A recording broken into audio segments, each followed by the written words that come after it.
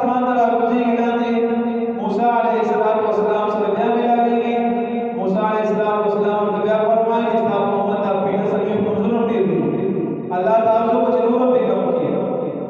دا موسی علیه السلام په هر باندې منځونه پرځو نو هغه زمان په دا ما ته منځونه شو کول نو تاسو محمد پیډه سمې منځونه دا وسیله دی نو بیا رسول الله صلی الله علیه وسلم بیا پر الله جل شانه تاسو کو یا الله زماده امتیان کمزوري دي په دې سمې منځونه ونه الله رب عزت بیا به زمونږه معاف کړو تر دې پورې چې بار هغه وړاندې راکوځو د دې زمونږه ولې معاف کړو اخیرا کې موسی چې به زمونږه ورته پاتې شو بیا اسمان ته راوځو موسی علیه السلام سره بیا ملو شو موسی علیه السلام ته فرمایي چې دا محمد به زمونږه ډیر دي دا به هم ادا نه کړی دا شو چې الله رب عزت ته حکم وکړي ارزو چې الله نو رسول الله صلی الله علیه وسلم فرمایي چې باس ما نو شرم راځي الله نه زمو په اړه باندې موږ نه شو کولای د پیسو موږ بس دا صحیح ده موږ کولای شو نو ګوري موږ نه په الله رب عزت 50 نه پیسو راوړل نو سړی چې کوم متیا د پیسو موږ نه کوي د پیسو موږ اجر الله پاک سره ورکړي د 500 موږ برابر ثواب الله پاک ورکړي موږ نه پیسو کو اجر الله پاک د 500 موږ ورکړي نو دا الله رب عزت موږ باندې پیسو موږ نه ورکړي بیا د موږ نه سحر موږ کړي د ماسپخین موږ کړي د ماخام موږ کړي د مازیګر موږ ماسپخین موږ کړي د پیسو وړ موږ نه بیا سنت د کوم څه نشوي دی کوم پیغمبر موږ کړي دی او موږ نه د موږ امت ته ملو شوی دی د ټول نه پیغه سحر موږ حضرت آدم علیه السلام کړو چې کوم وخت کې د جنت نه وروته د شپې د جنت نه وروته په تیاره کې هغه نه پد چرانا پرش او صادق شو د سحر موږ حضرت آدم علیه السلام ادا کړو نو ټول نه پیغه موږ حضرت آدم علیه السلام د سحر موږ کړی بیا د ماسپخین موږ د زوال نه پس دا ورته کې حضرت ابراهیم علیه السلام د ماسپخین موږ کړی د غرمې موږ ورته وایو هغه د غرمې موږ بیا د ابراهیم علیه السلام کړی چې کوم وخت کې الله رب عزت ابراهیم علیه السلام ته حکم وکړ چې خپل زوی ته ذبح کړه اسماعیل علیه السلام ته چې ګر پسنده دا ذبح کړه په دا وخت کې حضرت ابراهیم علیه السلام نماز پخې موږ وکړو بیا د مازیګر موږ چا کړی د مازیګر موږ حضرت یونس علیه السلام کړی چې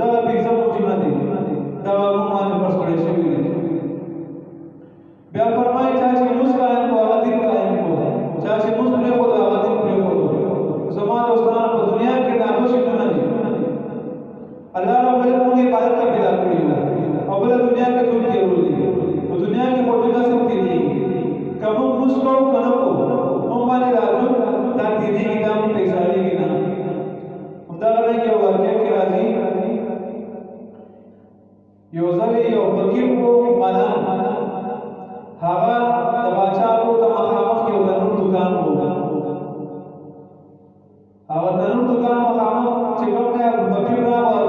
تنور د شپې په روټۍ پرشې وې تنور به ګرم و نو فقیر دا سوچ کولو چې راشه تنور په غاړه به ودشي دا به زه ګرم وي او خوب اخیستو به د یخنۍ موسم و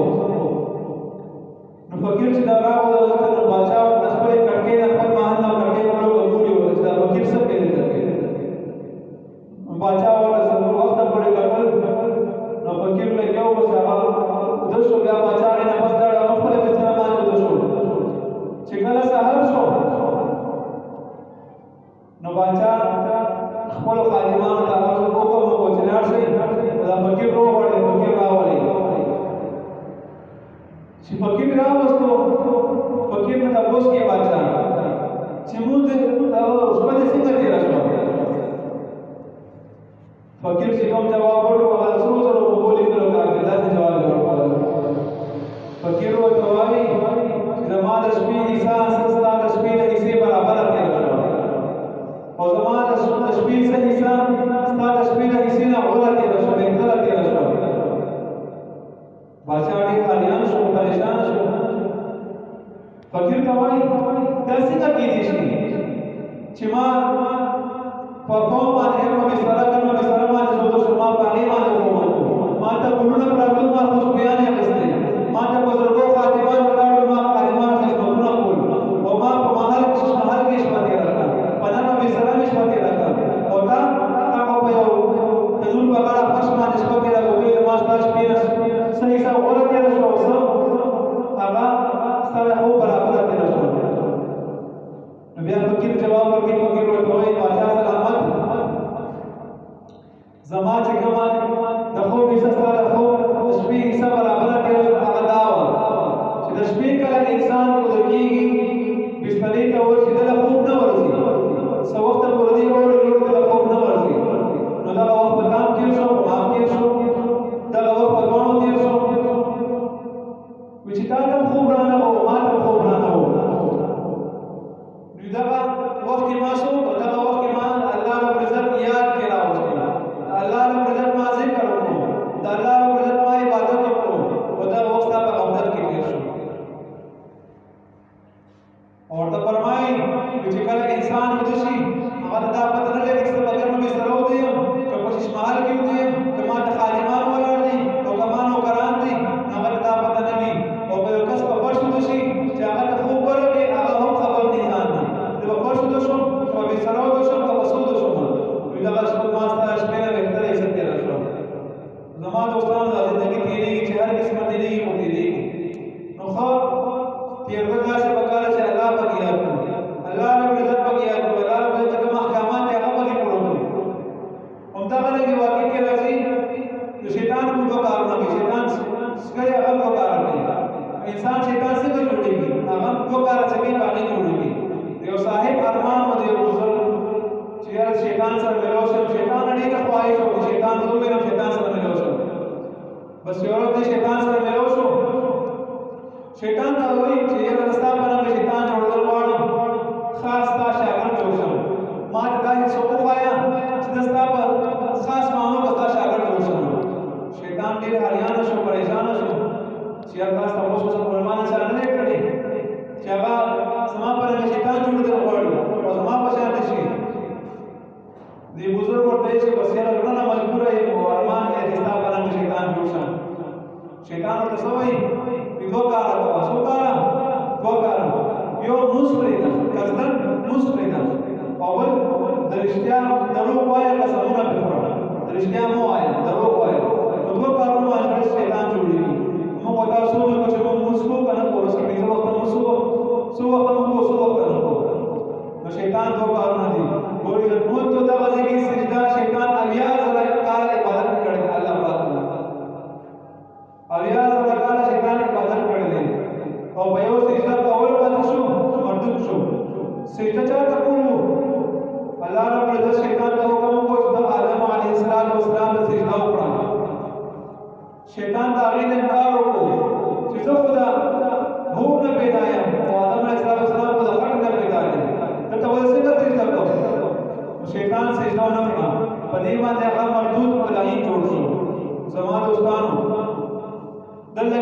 سجده الله رب العزت خاص سجده چاته لګو الله رب العزت ته لګو سوچ خپلو شیطان په یو سجده باندې مردود جوړ شو لایق جوړ شو اور دغه انسان الله رب العزت سوچ سجده کوي ماته سوچ سجده نه کېلا پاک سمره مونږ ګناهګار سره مجرمان وي او دا نه یو واقع کې بدل راځي ای فرمایي چې قیامت پر ورځ الله رب العزت عدالت کې پیش کیږي یو بادشاہ ورو وړي هغه پیش الله تعالی په عدالت کې الله پاک ته تاسو ته موږ ورته کړی دا بادشاہ ورته بادشاہي وزیر دې څه شي وي دې ورته تعالی حکومت را کړو سلطنت را کړو زبانی کې ډیر مسؤل او ډیر مشغول او کې ما ته دوه ټیم نه ملایي چې ما به حصہ حالت دی نو مستعد ټیم نه مې چې ما مشکل دی الله پاک کو چې خان الله پاک کو حکم کی چې حضرت داؤد علیہ السلام حضرت سلیمان علیہ السلام رو وړي چې هغه حاضر شي فرشتي په حضرت داؤد علیہ السلام او حضرت سلیمان علیہ السلام چې کله رو وړي حاضر کړي الله پاک حکم خام الله پاک کو حکم کی چې آیا دوی ته دي بادشاہان پښتانه حکومت ورکو خودي یو سیکنډ یو وخت الله د یاد نه غافل نه دي پاتې شوی نو تاسو نه وایي چې بادشاہ او مال د بادشاہ د وجه نه موږ نه غافل شي موږ نه ته نه چې ما موږ کړی الله پاک په حکم کې چې دا ورسې او جهنم کې واچوي